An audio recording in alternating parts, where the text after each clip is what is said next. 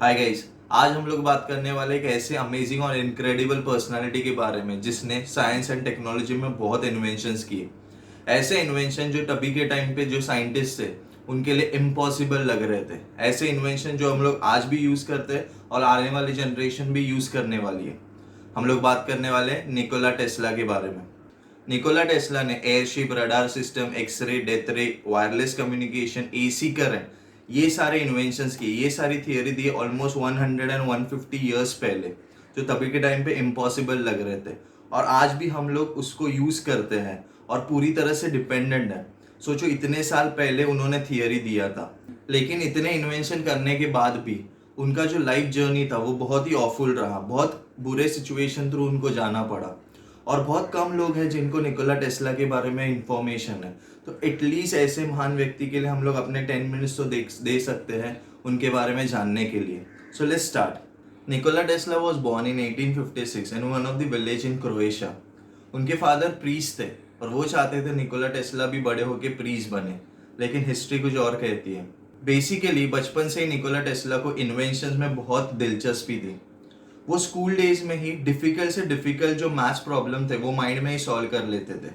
और विलेजेस में कुछ चीज़ें हुआ करती थी, कुछ काम हुआ करते थे, उसे सिंपल बनाने के लिए कुछ इक्विपमेंट्स रेडी करते थे, क्योंकि उनको खुद को उसमें इंटरेस्ट रहता था। अपनी स्कूल कंप्लीट करने के बाद फर्दर स्टडीज कंप्लीट करने के लिए वो अपने फैमिली से दूर गए। ग्रेजुएशन कंप्लीट करने के बाद जब भी वो रिटर्न आए तभी उनको कॉलेरा हुआ। तभी के टाइम कॉलेरा एक one of the deadliest disease था। बहुत सारे लोग कॉलेरा की वजह से मर गए थे। निकोला टेस्ला ऑलमोस्ट 8 मंथ्स तक कॉलेरा से जूझ रहे थे और बाद में उनके विल पावर से वो रिकवर हुए और उनके फादर ने भी डिसाइड किया कि अभी निकोला टेस्ला को जो उनकी मर्जी है वो करने दिया जाए। फिर निकोला टेस्ला जैसे रुके ही नहीं, वो फर्दर स्टडीज कंप्लीट करने के लिए ऑस्ट्रिया के एक कॉलेज में उन्होंने एडमिशन लिया। वहाँ के कॉलेज का कोर्स जो था वो 4 इयर्स का था, लेकिन निकोला टेस्ला ने वो 3 इयर्स में ही कंप्लीट कर दिया। क्वालिफाई होने के लिए कुछ 4 मिनिमम एग्जाम की जरूरत थी, लेकिन निकोला टेस्ला ने 8 to 9 एग्जाम्स क्रैक किए थे तभी के टाइम में। सो ऑलमोस्ट वो जो फील्ड में जाते थे वहां पे अपनी छाप छोड़ जाते थे। बाद में अपने फादर की डेथ के बाद वो बुडापेस्ट के एक टेलीग्राफ कंपनी में जॉब करने लगे। तभी वहां पे उनको जो बेसिक डायनामो है या फिर एम्पलीफायर है उनके ऊपर काम करने दिया गया था। लेकिन उनको पहले से ही दिलचस्पी थी मशीन से रिलेटेड और इन्वेंशन से रिलेटेड।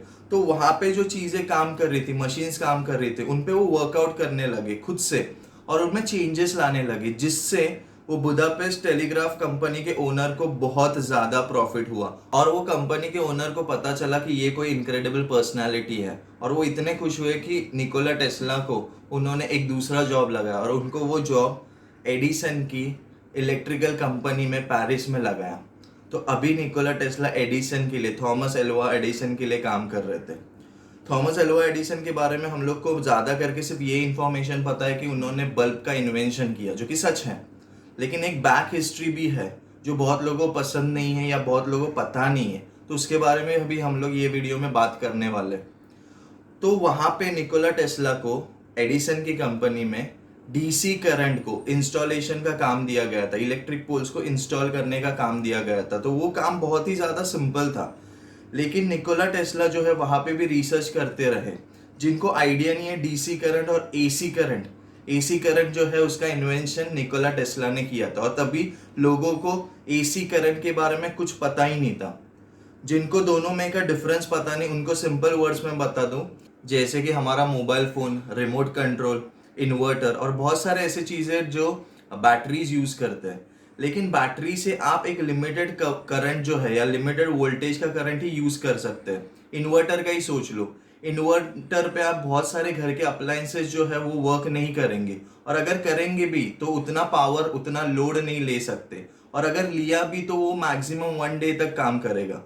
दूसरे साइड में आता है एसी करंट। एसी करंट एक ऐसा करंट है, अल्टरनेटिंग करंट उसको बोलते हैं, जो वायर थ्रू ट्रांसफर होता है। हमारे घर में देख लो या आजू बाजू देख लो, हम लोग वही करंट यूज करते हैं जो वायर्स थ्रू ट्रांसफर होता है।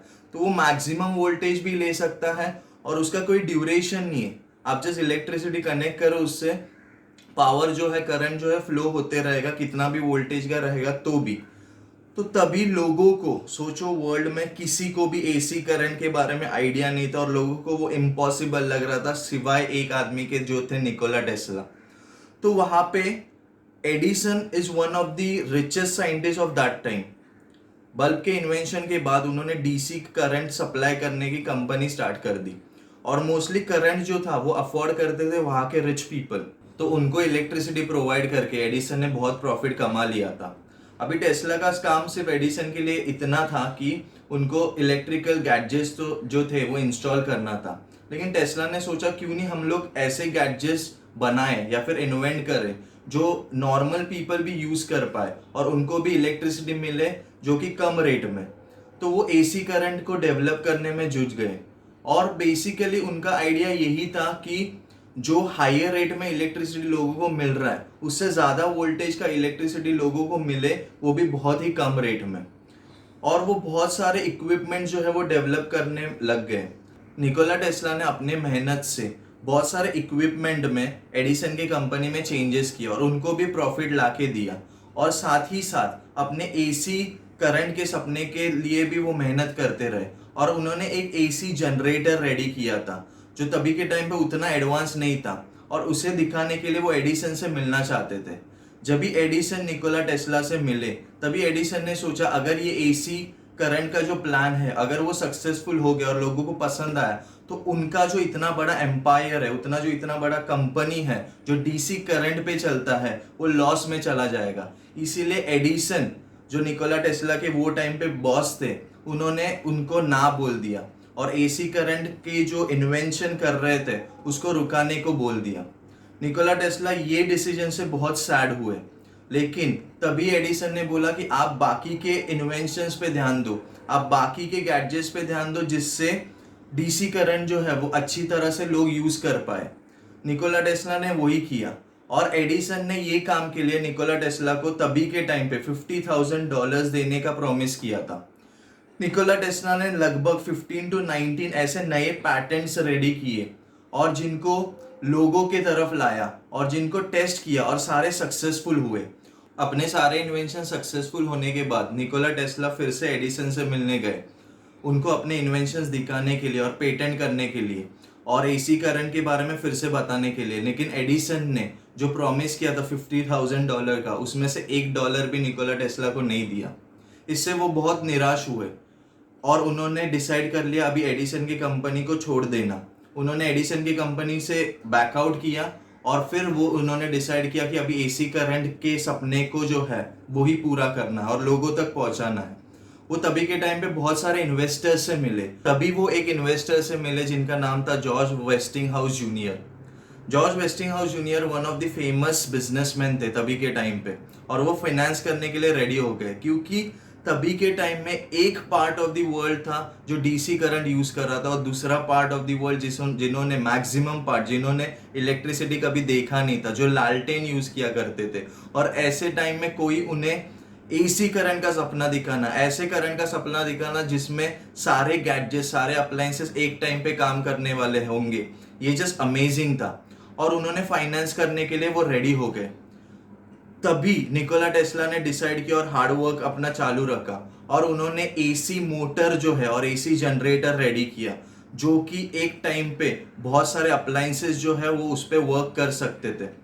और जब भी ये रेडी हो गया, Nikola Tesla George Westinghouse junior के मदद से उन्होंने ये एसी करंट जो है वो लोगों तक पहुंचाने का स्टार्ट कर दिया और वो डीसी करंट्स के रिलेटेड एसी करंट को ज़्यादा प्रेफर करने लगे। कुछ ही मंथ्स में एडिसन को इससे बहुत बड़ा लॉस हुआ और एडिसन जस्ट डिसाइड नहीं कर पा रहे थे कि इसको फाइट कैसे करने का, क्योंकि वो कुछ भी करे लेकिन डीसी करंट को एसी करंट्स के ऊपर दिखा ही नहीं सकते थे।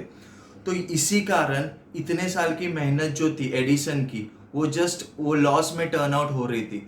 तो उन्होंने एसी करंट की बुराई करना स्टार्ट कर दिया, उनको डिफेम करना स्टार्ट कर दिया। आप सही सुन रहे, एडिसन ने एक टाइम पे ऐसे एक्शंस भी कैरी आउट किए थे। उन्होंने लोगों को हायर किया था जो लोगों के घर के पेट्स पकड़ के लाते थे और उनको इलेक्ट्रिकल शॉक देते थे। और ऐसा भी किया करते थे कि बहुत सारे जगह पे शॉर्ट सर्किट हुआ करता था तभी के टाइम पे, क्योंकि एसी करंट उतना डेवलप नहीं हुआ था, उसमें कुछ चेंजेस लाना ज़रूरी था। और एडिसन रिच थे तो बहुत सारे जर्नलिस्ट, न्यूज़पेपर वाले उनके पहचान के थे, तो न्यूज़पेपर में भी यही बता देते थे कि एसी करंट किस तरह से बुरा है, जिसके वजह से एसी करंट बहुत डिफेम होने लगा। निकोला टेस्ला को इससे बहुत लॉस हुआ। लेकिन निकोला टेस्ला इससे भी नहीं रुके, वो बहुत सारे चेंजेस लाने लगे। आपको पता है कोई भी जब इन्वेंशन होता है, हमारा मोबाइल फोन ही देख लो, अगर एंड्रॉयड वर्जन है तो हर साल या कुछ टाइम के बाद एंड्रॉयड वर्जन जो है वो अपग्रेड होते जाता है, कुछ चेंजेस आती जाती है। तो तभी एसी करंट पूरी दुनिया के लिए नया था, तो उसमें कुछ चेंजेस लाना जरूरी था, और वो चेंजेस निकोला टेस्ला ने इतना होने के बाद भी लाया। और फिर उनके कंपनी का जो प्रोग्रेस है, जो ग्राफ है, वो ऊपर चलते ही गया। एडिसन इससे बहुत फ्रस्ट्रेट हुए और वो कुछ कर भी नहीं पाते थे। वो इतना फ्रस्ट्रेट हुए कि तभी वो बहुत फेमस थे, और तभी जो क्रिमिनल्स थे, प्रिजनर्स थे, जो जिनको लाइफ प्रिजनमेंट था, उनको सजा देने के लिए उन्होंने एसी करंट चूज करो, इलेक्ट्रिक चेयर चूज करो, ये डिसाइड किया। ये एडिसन ने डिसाइड किया था। एक टाइम ऐसा था जब टेस्ला एसी करंट का प्रपोजल लेके एडिसन के पास आया था, और एडिसन ने तभी उनको ना बोला था। ये डिसीजन के वजह से एडिसन के कंपनी की जो टीम थी, उन्होंने एडिसन को डायरेक्टर के डेजिग्नेशन से हटा भी दिया था। लेकिन टेस्ला जो है वो आगे बढ़ते जा रहे थे। लेकिन टेस्ला ये इन्वेंशन के बाद भी नहीं रुके। इसके बाद वो टेस्ला कॉइल के बारे में सोच रहे थे, एक ऐसा डिवाइस जो वायरलेस कम्युनिकेशन पे वर्कआउट करेगा। अगर आप 100 ईयर्स पहले बात करोगे वायरलेस कम्युनिकेशन की, ऐसे कम्युनिकेशन की कि लोग यहाँ से अमेरिका में, लंदन में बात किया करेंगे, ऐसे कम्युनिकेशन की कि लोग एक दूसरे को देख पाएंगे, जो कि हम लोग करते हैं अभी वीडियो कॉल में, तो तभी लोगों को ये चीज इम्पॉसिबल लग रहा था। बहुत सारे साइंटिस्ट ने इसका अपोज किया और उसके बारे में सोच नहीं रहे थे। लेकिन टेस्ला ने तभी कहा था कि 100 to 150 ईयर्स के बाद एक ऐसा टाइम आएगा कि लोग वर्ल्ड में कहीं पे भी हो एक दूसरे से बात कर पाएंगे, एक दूसरे को देख पाएंगे, और वो आज टाइम आया ही है। इसकी जो बिगिनिंग थी वो निकोला टेस्ला ने की थी वायरलेस कम्युनिकेशन के साथ। और वायरलेस कम्युनिकेशन बिल्ड करने के लिए निकोला टेस्ला ने डिसाइड किया टेस्ला टावर बिल्डअप करने का, और काम भी शुरू हुआ।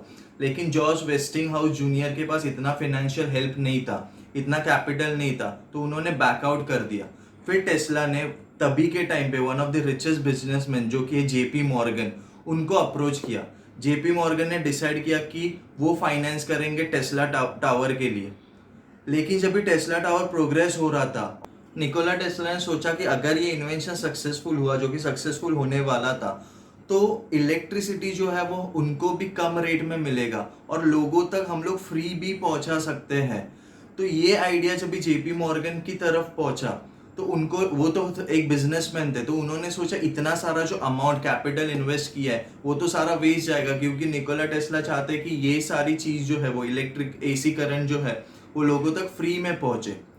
तो उनको बेसिकली उनके इन्वेस्टमेंट में लॉस लग रहा था, तो जेपी मॉर्गन ने भी अपनी इन्वेस्टमेंट जो है वो वहां से हटा दी, जिसके वजह से अभी निकोला टेस्ला के पास कुछ भी फाइनेंशियल हेल्प नहीं था।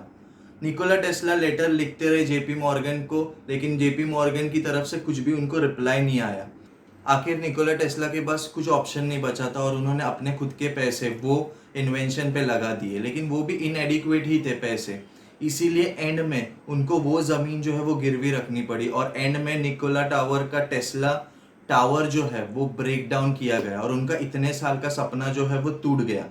लेकिन इतना होने के बाद भी टेस्ला के पास जो पैसे थे उन्होंने अपने एम्प्लॉयज में बांट दिए, और 1943 में जब भी उनका डेथ हुआ, he died as a poor man.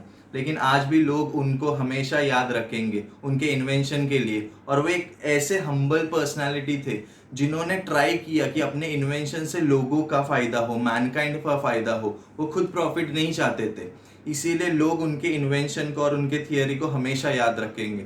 उनके थियरी का यूज करके लोगों ने जस्ट एडवांसमेंट किया साइंस एंड टेक्नोलॉजी में, और आज जो हम लोग वायरलेस कम्युनिकेशन यूज करते हैं वो उनकी वजह से ही यूज करते हैं।